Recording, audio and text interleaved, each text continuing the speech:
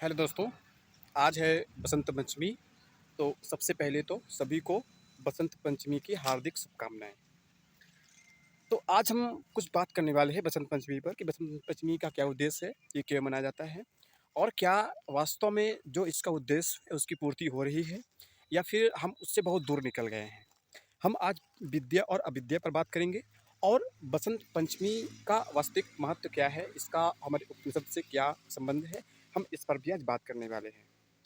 तो सबसे पहले तो बात करते हैं कि बसंत पंचमी का एक्चुअली उसका उद्देश्य क्या है, क्यों होता है।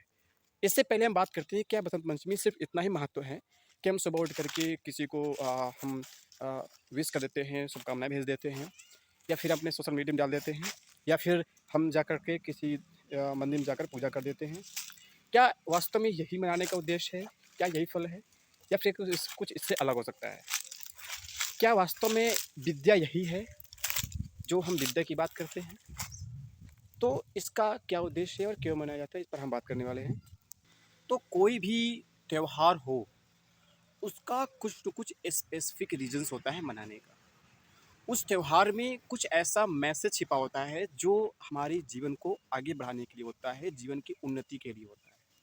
कुछ ऐसा मैसेज होता है जो हमको ये बताता है कि हमको ऐसे ही लाइफ नहीं जीना है, हमको कुछ अलग करके जीना है, हमको अपने जीवन को लगातार ही ऊपर की ओर बढ़ते रहना है, हमको ऊंचाई की ओर बढ़ना है, हमको लगातार अपनी चेतना का विकास करना है, चेतना की ऊंचाई तक जाना है। तो चाहे फिर जितने भी त्यौहार हिंदू धर्म में लगाए गए हैं, जितने सारे त्यौहार होते हैं, उन सभी का उद्देश्य यही होता है। हम भले उनका अर्थ जाने या ना जाने, फिर हम चाहे उसका केवल एक स्थूल अर्थ ही जाने और स्थूल अर्थ में उसके हम अपने जीवन को बिता दें।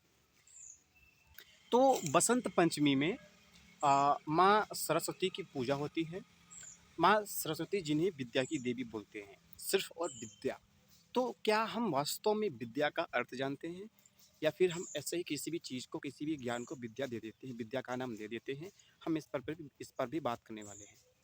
तो जो बसंत पंचमी होता है वो होता है सरस्वती पूजा का, और वो दिन होता है विद्या को उसका उचित स्थान देने के लिए। तो जो सच्ची विद्या होती है, सच्ची विद्या क्या होती है? तो सच्ची विद्या होती है वो होती है जो हमारे अंधकार को मिटाए, वो विद्या जो हमारे अंधकार को मिटा दे, जो हमारी दृष्टि बदले और जो हमें सत्य तक पहुँचाए। ठीक है। तो हम बात करेंगे कि विद्या और अविद्या में क्या अंतर है। ठीक है। तो देखिए विद्या विद्या में क्या अंतर है, इसका जो आपका मतलब महत्व मिलता है वो मिलता है ईशावास्य उपनिषद में श्लोक नंबर 10 में। देखिए क्या होता है, ये श्लोक हमारा कहता है कि विद्या और अविद्या होती क्या है। अन्य देवा अन्य देवाहुर विद्या विद्या अन्य दाहुर विद्या। ठीक है। इति सुश्रुम धीराणाम येनस्तु द्विच चक्षिरे। ये क्या होता है, विद्या का फल अन्य है और अविद्या का फल अन्य है। ऐसा हमने अन्य धीर महापुरुषों से सुना है जिन्होंने हमें समझाया था। तो ये श्लोक है। अब इसका देखिए आगे क्या बताएंगे। ज्ञान, देखिए विज्ञान, कला, राजनीति, अर्थशास्त्र, समाजशास्त्र आदि के ज्ञान को और विश्वविद्यालय के सभी विषयों को अविद्या कहा जाता है। तो संसार के अंतर्गत किसी भी विषय का ज्ञान अविद्या है। जब हम दुनिया की ओर देखते हैं, इंद्रियों और मन का उपयोग करके जानकारी इकट्ठा करते हैं और ज्ञान का निर्माण करते हैं, तो वो अविद्या है। ठीक है।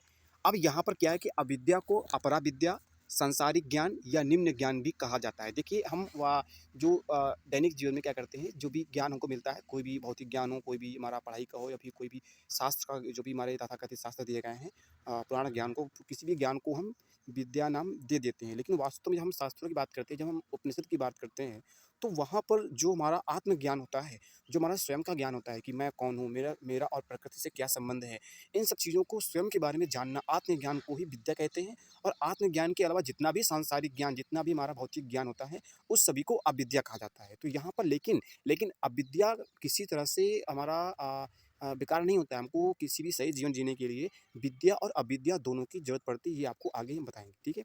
तो हमने कहा अविद्या को अपरा विद्या, सांसारिक ज्ञान या निम्न ज्ञान भी निम्न विद्या भी कहा जाता है। जब हम स्वयं को देखते हैं तो मन और अहंता की संपूर्ण संरचना की और व्यक्तित्व की पूरी व्यवस्था की झलक पाते हैं। ठीक है। ये आत्म अहंता की दुनिया की दृष्टा और पर्यवेक्षक है। अब यहाँ पे आत्म अहंता क्या है?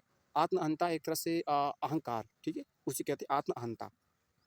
अपने प्रति इस ज्ञान को, स्वयं की इस धारणा को जानने को ही विद्या कहते हैं। तो वही मैंने कहा कि जो हम स्वयं को जानने के लिए हमारा कि मैं कौन हूँ, मेरा और प्रकृति से क्या संबंध है, ठीक है, और मेरे मन में जो चल रहे हैं विचार चल रहे हैं वो क्यों चल रहे हैं, ठीक है, तो इस तरह से जितना सारा ज्ञान स्वयं को ज्ञान होता है उसी विद्या कहा जाता है। इसके बाद इसके अलावा जितना भी सांसारिक ज्ञान है, भौतिक ज्ञान है, जितना भी वो सारी चीज़ें तुम्हारी अविद्या के अंतर्गत आती हैं, ठीक है? तो जब हम स्वयं को देखते हैं तो मन और तो ठीक ही हो गया। अब आता है कि विद्या को ठीक है पराविद्या, उच्च विद्या भी कहा जाता है, ठीक है? देखो विद्या मनोविज्ञान से कैसे अलग है ये बात करते हैं। तो देखिए विद्या केवल मन का अध्ययन का क्षेत्र नहीं है, ठीक है? बल्कि आध्यात्मिक मुक्ति के लिए मन की रहस्यमय लालसा के निकट और समाधान भी है, ठीक है? ये एक तरह से हमारी जो शिक्षा प्रणाली है में विद्या चाहिए ताकि युवाओं और छात्रों को मन और जीवन के बारे में अंतर्दृष्टि मिल सके कि जैसे मैं कौन हूँ और मेरा दुनिया से क्या रिश्ता है। उन्हें इस प्रश्न से रचनात्मक तरीके से परिचित कराया जाना चाहिए और उन्हें पता होना चाहिए कि वे दुनिया की ओर क्यों भागते हैं, दुनिया से किस तरह का संबंध रखते हैं और जीवन में क्या हासिल करने योग्य है। देखिए हमारे जीवन में हमारे स्कूल व्यवस्था में भी जो इतना सारा ज्ञान दिया जाता है वो आत्मज्ञान तो नहीं होता है। वो तुम्हारा सांसारिक ज्ञान ही होता है, जो ज्ञान सिर्फ तुम्हारे एक तरह से भौतिक जीवन तक ही केवल संबंध रहता है उसका। लेकिन हमारे शिक्षा व्यवस्था में जितने सारा ये आध्यात्मिक ज्ञान है, इनका भी थोड़ा-थोड़ा स्थान होना चाहिए जहाँ पर वो ऐसे ज्ञान हो जिससे कि बच्चों को स्वयं वो कौन है, उसका संबंध प्रकृति से क्या है, इसके बारे में जानने में उसे थोड़ी-सी सहायता मिल सके। तो अविद्या सामान्य सांसारिक जीवन यापन के लिए निसंदेह ज़रूरी है, मैंने पहले भी कहा था। तो वो मन को संसार के बारे में ज्ञान से भर देती है और तब ऐसा प्रतीत होता है जैसे संसार ही सब कुछ है। जैसे किसी के पास अविद्या ही केवल है, उसे आध्यात्मिक ज्ञान नहीं मिला, उसे आत्मज्ञान नहीं पता कि आत्मज्ञान होता क्या है। तो वो उसने सांसारिक ज्ञान सब कुछ लेकर बैठ गया, वो बहुत बड़ा सांसारिक का ज्ञानी हो गया। तो वो समझता है कि सांसारिक ज्ञान ही सब कुछ है और सांसारिक ज्ञान के अलावा बाहर कुछ नहीं है। तो वो यहाँ बताया गया है कि ठीक है, तो यहाँ तक इसका दुष्परिणाम ये है कि व्यक्ति केवल भौतिक संसार के साथ अपनी पहचान बनाने में लगता है और अपने तथा दूसरों के लिए दुःख का निर्माण करता है। क्योंकि उसको पता ही नहीं कि कई बार होता क्या है कि जो हमारे सुख का साधन है, जो हमारा काम है, जो हमारा स्वार्थ है, हम अपने स्वार्थवश किसी का भी नुकसान कर देते हैं। मैंने अभी कहा कि सभी को विद्या और अविद्या दोनों के बारे में जानना चाहिए। सांसारिक ज्ञान भी होना चाहिए और साथ ही साथ वो कौन है, मैं कौन हूँ, मेरा प्रकृति से क्या संबंध है, इसका ज्ञान भी होना चाहिए। क्योंकि अगर सांसारिक ज्ञान हो गया, केवल सांसारिक ज्ञान ही है और हमारा खुद का ज्ञान हमारे पास नहीं है कि मैं कौन हूँ, मेरा प्रकृति से क्या संबंध है, तो हम काम करते हैं प्रकृति को भोगने का। हम अन्य तरीके से हम सिर्फ प्रकृति को भोगने के ही काम करेंगे। हम ऐसी-ऐसी चीज़ों को उत्पन्न करेंगे जिससे प्रकृति का विनाश होगा और इसी का कारण अभी भी क्लाइमेट चेंज है। ठीक है? जितनी सारा हमारा टेक्नोलॉजी बढ़ रही है तो उसका उपयोग हम करते हैं स्वयं की सुविधाओं के लिए। हम ये नहीं देखते हैं कि हमारी जो सुविधाएँ हैं वो कहीं न कहीं प्रकृति को नुकसान तो नहीं पहुँचा रही हैं। तो इसी तरह से बहुत सारा परिणाम जो आगे निकलता है वो हमारे प्रकृति को नुकसान पहुँचाता है, तो उसी से हमारा जो वैश्विक स्तर पर ऐसी समस्याएँ खड़ी हो जाती हैं। आज दुनिया भर में हमें विद्या की कीमत पर अविद्या की अधिकता के विषाक्त परिणाम देख रहे हैं। मनुष्य आज भौतिक ब्रह्मांड के बारे में बहुत कुछ जानता है, लेकिन अपने बारे में बहुत कम।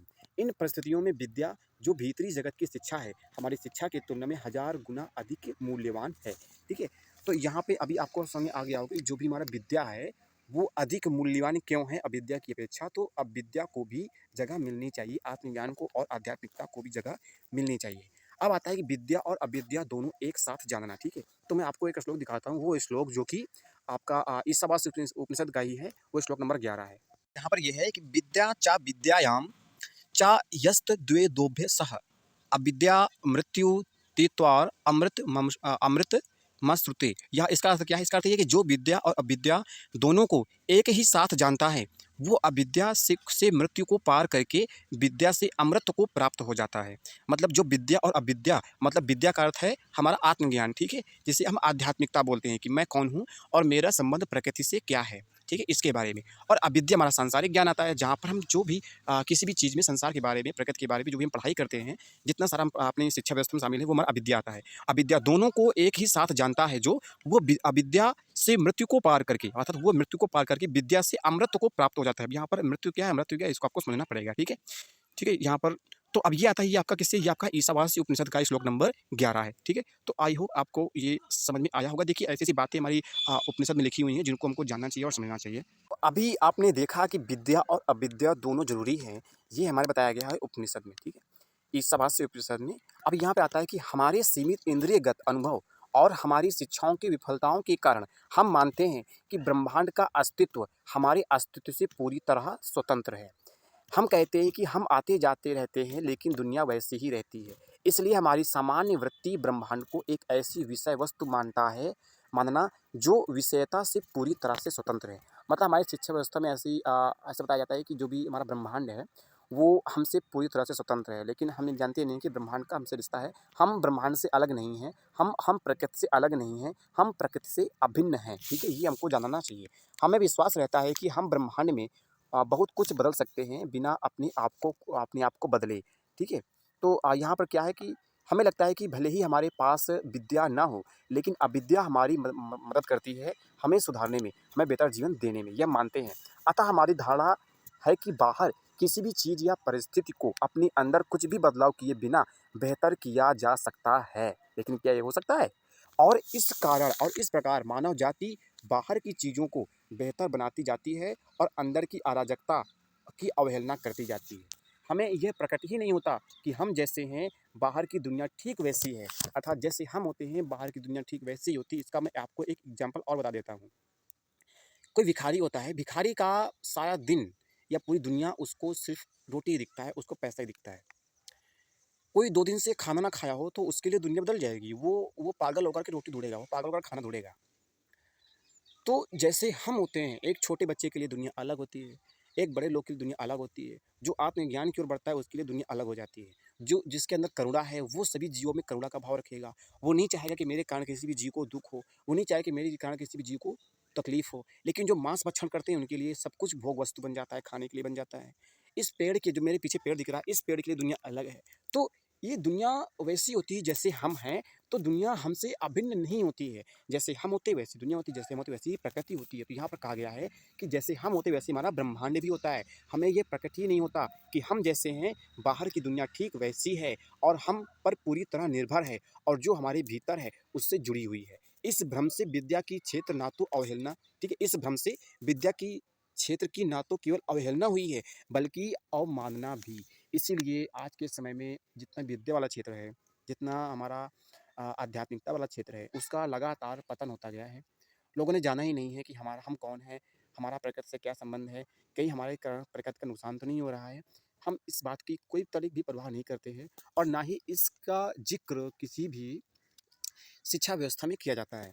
तो यहाँ पर कहा गया है कि विद्या समझा जाना चाहिए, शुद्ध आध्यात्मिकता है, ठीक है? शास्त्र कहते हैं कि जब आप विद्या और अविद्या को एक साथ जानते हैं, तभी आप कुछ जान पाते हैं। जैसे अभी मैंने आपको दिखाया था ईशावास्य उपनिषद का श्लोक नंबर 11 जो मैंने बताया था कि विद्या और अविद्या दोनों को ही जानना बहुत अधिक महत्वपूर्ण है। अब यह सूत्र दोनों के लिए अत्यंत महत्वपूर्ण है। भौतिक जगत के आकांक्षी के लिए, आध्यात्मिक साधक के लिए भी, जो दोनों भी हैं, जो भौतिक जगत की आकांक्षा रखते हैं और जो आध्यात्मिक ज्ञान के जो साधक हैं, उन दोनों को भी विद्या और अविद्या दोनों का ज्ञान रखना चाहिए। विद्या की अवहेलना करके कोई आगे नहीं बढ़ सकता। कोई कह दे कि मैं स्वयं को नहीं जानूँगा, मैं सिर्फ़ भौतिक ज्ञान ही लूँगा और मैं बहुत कुछ कर लूँगा, वो कुछ नहीं कर पाएगा, ठीक है? और अगर कोई सिर्फ़ विद्या जाने, अविद्या ना जाने, सिर्फ़ स्वयं को जाने लेकिन भौतिक ज्ञान ना जाने, तो वो भी कुछ अच्छा नहीं कर पाता। अब यहाँ आता है कि भौतिकवादी को इस धारणा को छोड़ना पड़ेगा कि आध्यात्मिक प्राप्ति के बिना वास्तविक भौतिक सफलता प्राप्त की जा सकती है और आध्यात्मिकवादी को यह धारणा छोड़नी पड़ेगी कि आध्यात्मिक प्रगति भौतिकता से पूर्ण पृथक है। आध्यात्मिकता और भौतिकता को एक साथ चलना पड़ेगा। हमारा भौतिक जीवन हमारी आध्यात्मिक यात्रा के साथ एक साथ साथ कदम पे कदम मिलाकर, ठीक है, चलने चाहिए। भीतरी और बाहरी एक होने चाहिए, ठीक है? और जब ये दोनों एक होते हैं, जब हमें विद्या और अविद्या दोनों को ही पता होता है, दोनों के बारे में हमको ज्ञान होता है, तब उपनिषद कहते हैं कि व्यक्ति सभी आकांक्षाओं पर विजय प्राप्त करता है और कालातीत निश्चितता का आनंद। कालातीत क्या? कालातीत मतलब समय से परे है। समय के अंतर्गत जो भी है वो सब बदल रहा है। हमारी देह बदल रही है। इस पेड़ के पत्ते गिर रहे हैं। इस पेड़ के जो है देखिए पत्ते गिर रहे हैं, नए पत्ते खिल रहे हैं। जब पत्ते गिरे हैं ये बरसात में गल करके मिट्टी मिल जाएँगे, फिर से जो नए पत्ते खिले वो फिर गिरेंगे। तो जितना भी सब कुछ परिवर्तनशील है वो प्रकृति के अंतर्गत है, जो वो काल के अंदर है और जो हमारा प्रकृति से बाहर का है, जो हमारा काल से बाहर का है, जो कालातीत है, उस पे हमको आनंद मिलता है। उससे हम कहते हैं कि यहाँ पर कालातीत निश्चिंतता का आनंद। जैसे गीता आज से हज़ारों साल पहले भी कारगर थी, आज भी कारगर है और गीता आज से हज़ारों साल बाद भी कारगर रहेगी। तो गीता कालातीत है, कृष्ण कालातीत हैं, सत्य कालातीत है, सत्य नहीं बदलता। हमें पूछना चाहिए कि उपनिषद में विद्या और अविद्या दोनों को महत्वपूर्ण क्यों माना गया? हमें चिंतन करना चाहिए कि विद्या को उच्च शिक्षा क्यों कहा गया? ये चिंतन हमें आज की तमाम भयावह चुनौतियों की जड़ तक पहुँचने में मदद करेगा, चाहे वो जलवायु परिवर्तन हो, प्रजातियों का विलुप्त होना हो, संप्रदायवाद हो, अंध आत्मविनाशकारी उपभोक्तावाद हो या मानसिक रोग की महामारी हो। ठीक है? हम देखेंगे कि इनमें से कुछ सारी इनमें से बहुत सारी जो हमारी सुरक्षित समस्याएँ हैं, जो विद्या या आध्यात्मिकता की उपेक्षा उपेक्षा से बढ़ रही हैं, जो बहुत सारी समस्याएँ होती हैं, फिर चाहे वो हमारा प्रजातियों का विलुप्त होना हो, फिर चाहे वो हमारा जलवायु परिवर्तन हो, फिर चाहे हमारा संप्रदायवाद हो, जितनी सारी समस्याएँ हैं, ये सारी समस्याएँ मनुष्य के द्वारा स्वरचित हैं। वो सारी समस्याएँ केवल इसी कारण हैं क्योंकि मनुष्य विद्या को नहीं जानता, न जानने का प्रयास करता है, वो सिर्फ अविद्या के ही चक्कर में पड़ा रहता है या फिर अविद्या को भी नहीं जानता। ठीक है? तो ये बात यहाँ बताई गई है। फिर कहते हैं कि विद्या और उसका उचित स्थान, विद्या को उसका उचित स्थान मिलना, आध्यात्मिकता की ओर अधिक ध्यान, समय और संसाधनों का निवेश करें, वेदांत जैसे उच्चतम दर्शनों के अध्ययनों को संस्थागत रूप दें, संतों के सुंदर गीतों का मुख्य धारा की संस्कृति में जो हमारा क्या कहते हैं प्रवेश की अनुमति मिलनी चाहिए, समाज के सब वर्गों को एक स्थान, ठीक है, एक समान जीवन के उच्च आयाम की खोज करने का अवसर मिलना चाहिए। ठीक है, केवल यही दृष्टि हमें बचा सकती है और यही है बसंत पंचमी का वास्तविक महत्व है। तो आप लोग समझ गए होंगे कि बसंत पंचमी होती क्यों है। मैं आप लोगों का 2 मिनट और लूँगा ये बताने के लिए। देखिए, हिंदू धर्म में बहुत सारे ऐसे त्यौहार हैं जो वास्तव में हम उनका अगर अर्थ समझें, उनका महत्व जानें, तो उनका अपने आप में एक बहुत ही मौलिक और बहुत ही उच्चतम अर्थ है। ठीक है? जैसे कोई भी त्यौहार देखो, हम जन्म से हमें देह मिलती है और ये बताया गया है कि जो जन्म से हमको देह मिलती है, वो देह पशु की होती है। हमको जन्म तो माँ से मिल जाता है, लेकिन उसमें प्राण नहीं होते, हमको देह मिलती है। प्राण उसमें तब आते हैं जब हम स्वयं को जान पाते हैं। तो इसी प्रकार जितनी भी सारा ये त्योहार लगाए गए हैं, चाहे फिर वो दीपावली हो, चाहे वो होली हो या फिर रक्षाबंधन हो या फिर कोई भी त्योहार हो, इसका एक कहीं न कहीं ऐसा उद्देश्य होता है जो हमारे जीवन को, हमारे एक मौलिक जीवन जो हमारा एक सामान्य जीवन है, इससे हमको ऊपर उठाता है। वो हमको इस बात पर चिंतन करने का अवसर देता है कि तुम खुद को देखो, खुद को समझो और अपने जीवन को ऊपर बढ़ाओ। जैसे जो हमारा बसंत पंचमी का दिन है, ये दिन है विद्या को उसका स्थान देने के लिए। देखिए, लगातार प्रकृति तो परिवर्तनशील है, नए लोग आ रहे हैं, पुराने लोग जा रहे हैं। तो त्योहारों का अपने स्थान पे एक मौलिक दृष्टि है, मौलिक महत्व है, उनका बहुत ही अच्छा महत्व है जिनको हमको समझना चाहिए। वरना ऐसे ही हम उसकी अवहेलना कर के सिर्फ़ बिना अर्थ समझे पूजा पाठ करके ऐसे ही हम उसको सेलिब्रेट करके बिता देंगे, कोई इसका महत्व नहीं है। तो आई होप आप लोगों को बहुत कुछ समझ में आया होगा कि बसंत पंचमी क्यों होता है, उसका महत्व क्या है, विद्या और अविद्या क्या होता है, विद्या और अविद्या की दृष्टि से जो हमारा उपनिषद है उसमें क्या कहा गया है। अगर आपको समझ में आया हो तो कृपया करके वीडियो को आप लोग शेयर कीजिएगा और अपना फीडबैक दीजिएगा कि इसमें आपको कैसे लगा। ठीक है? तो सबको फिर से एक बार बसंत पंचमी की हार्दिक शुभकामनाएँ। आप लोग अपने जीवन को बेहतर बनाइए, आगे बढ़ते रहिए और विद्या और अविद्या को आप समझ गए होंगे, तो इधर अपना दृष्टि बढ़ाइए समझने में। ठीक है?